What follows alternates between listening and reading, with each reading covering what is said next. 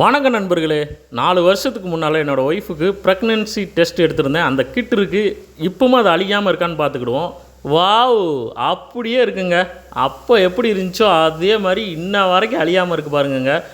பத்திரமா வச்சுருந்தோம். ஏன்னா ஃபஸ்ட் இது பார்த்திங்களா, அதனால் ரொம்ப பத்திரமா வச்சுருந்தோம். பாருங்கங்க, இந்த சைடு இப்படி பிடிச்சி தான் அந்த ஹோல்ஸ் இருக்குல்ல, அதில் தான் யூரின் பிடிச்சி ஊற்றுனது. வந்த சந்தோஷத்துக்கு அளவே இல்லைங்க. ஃபஸ்ட் இதில் சூப்பராக இருக்கா, இன்ன வரைக்கும் அழியாமல் இருக்குங்க. நச்சுன்னு இருக்குது பாருங்கங்க. சரி, அடுத்து இப்போ உள்ளதுங்க. இப்போ உள்ளது எப்படி இருக்குதுன்னு பார்த்துக்கிடுவோம்.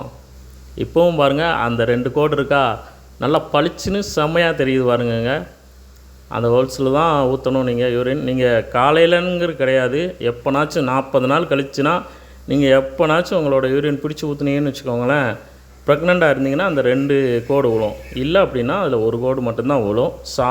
சாதாரணமாக யூரின் பிடிச்சி ஊற்றினா 1 கோடு மட்டும்தான் விழும். ப்ரெக்னென்சியாக இருந்தீங்கன்னா மட்டும்தான் 2 கோடு விழும். உங்களுக்கு நீங்கள் ப்ரெக்னென்சியை எதிர்பார்த்து இருக்கீங்கன்னா சீக்கிரமே 2 கோடு விழ வாழ்த்துக்கள். சீக்கிரமே உங்களுக்கு ஒரு 2 கோடு விழும். அதுக்கு வாழ்த்துக்கள் சொல்லிக்கிறேன். பாருங்கள், சூப்பராக இருக்கா, நல்லா பளிச்சுன்னு இருக்குது பார்த்தீங்களா. சரி, அப்போ உள்ளதுக்கும் இப்போ உள்ளதுக்கும் என்ன வித்தியாசம்னு பார்த்துக்கிடுவோம். ஒன்றும் வித்தியாசம் கிடையாது, கிட்டு தாங்க வித்தியாசம். ஓகே நண்பர்களே, மீண்டும் அடுத்த ஒரு வீடியோவில் சந்திக்கிறேன். பாய்.